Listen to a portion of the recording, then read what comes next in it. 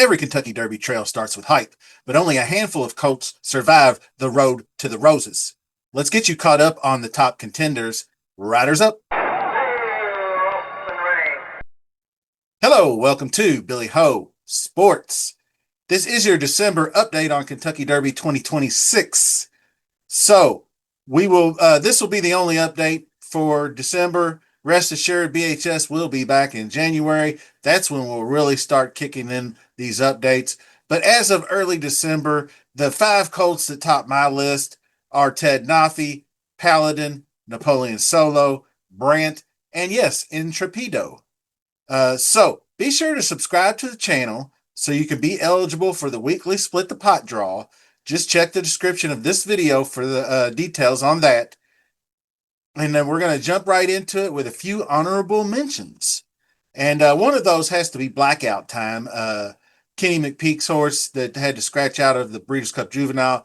Who knows if the horse makes it to that race, what we'll be saying about him now. But he'll probably debut in 2026 for Kenny McPeek at Oaklawn Park. Maybe the Smarty Jones or the Southwest or both. Who knows? He probably likely, since he has some points built up already, could go for the 20 or go for the 10-point winner in the Southwest. Smarty Jones is only a 10 or a 5-point to the winner race there. So also, many of people like Mr. AP as well, and I do too. I thought he was a really gutsy performance to grab second place in the Breeders' Cup Juvenile, but I think that happens sometimes. Plus, it was only a 6-point race, and a few of the better horses didn't get the best breaks. So the top three horses in that race just set the pace throughout, and it was really just a 3-horse race from there. But he is in good position to wait since he banked 15 points for the juvenile score. So I think you'll see him in a Robert B. Lewis or a San Felipe at Santa Anita next month.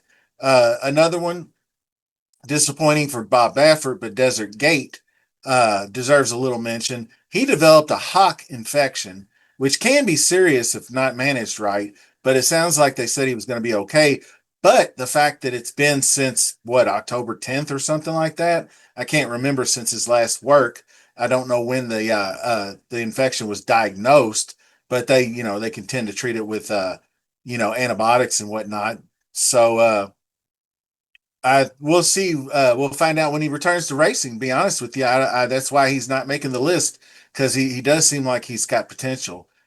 So I did kick Further Ado out of the top five after seeing the way Paladin ran over just this last weekend. But Further Ado is still worth probably a top 10 pick to me. Definitely one to keep an eye on in January for a Florida run, as Brad Cox mentioned in a previous interview. So starting the list, Intrepido is going to make the list at number 5 after I re-looked. I kind of re-examined his performances. He's picked up 13 early points throughout. The Grade 1 American Pharoah was just an impressive performance. Boxed in, had to come from off the pace, and ran down Desert Gate and another rival to get the job done there. And I'm going to give him a bit of a break, like I just previously mentioned in the Breeders' Cup Juvenile. Just a 6-point race, or just a 6-horse race, I should say, and he blew the break. So where the top 3 finishers were all the pace setters, it's really hard to make up ground being a youngster. And you spot they had to take him back. He was 5-6 lengths before they even got to the run up. So anyway, we probably find out what he's got next up in one of those Santa Anita races coming down the pike here in a few weeks. So another Baffert horse.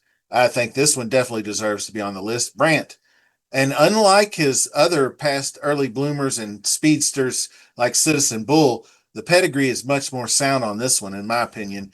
I think they'll be able to get this horse to rate more down the road and be more of a stalker, sort of similar to what journalism was doing last year. So he's going to need to show that versatility more if he intends to remain amongst the top contenders, because we already know Gunrunner's prowess as a sire. But the dam is by Liam's Map, which is more ability to grind, and obviously with Gunrunner too. I'd be shocked if he landed anywhere else but Santa Anita for his preps. I don't think that he'd go anywhere like last year. They Baffert sent Rodriguez up to because he had so many at that time. He had so many horses going that he had to separate them somehow. I don't think he has that thick of a barn with the juveniles this year. So we'll see him in Santa Anita most likely. Now, uh, moving down the list a little bit, Napoleon Solo was number 2 last time I did this. Now he's number 3. Would be higher on the list with one more race under his belt, I do believe, but only 2 starts. The other knock is the lightly raced is that he's only been one turn so far. Yes, he broke the maiden and then ran in the 1 mile Champagne, which he won, but that was only a 1 turn mile.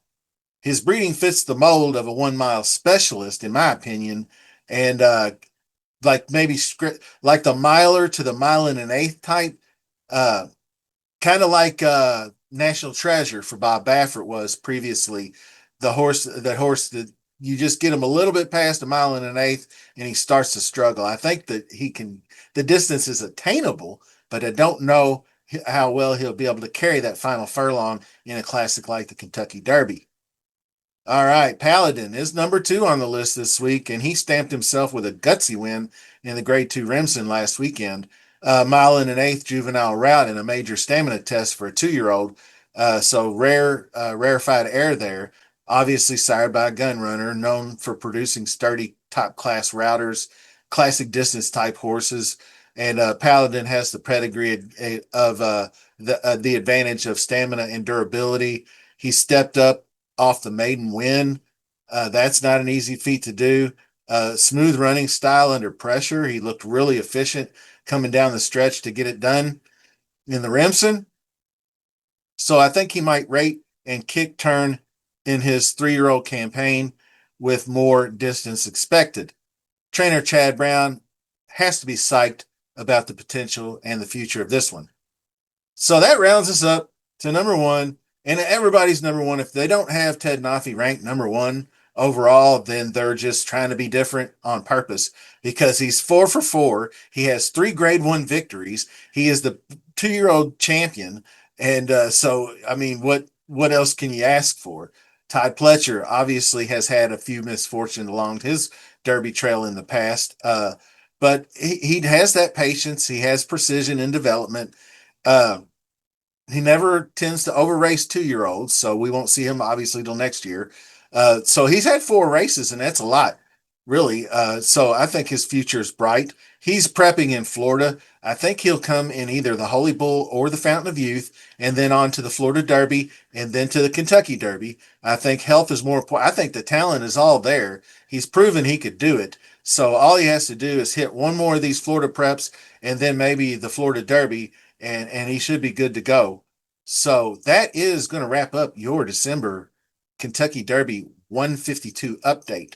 So we'll start with another one in early January, maybe after the Smarty Jones, maybe some of those early turn of the year preps that come out like the Withers or something in Aqueduct. But that's what we'll be doing, and then update maybe every 2-3 weeks after that through the Derby Trail. So best of luck, everyone, and we'll see you soon.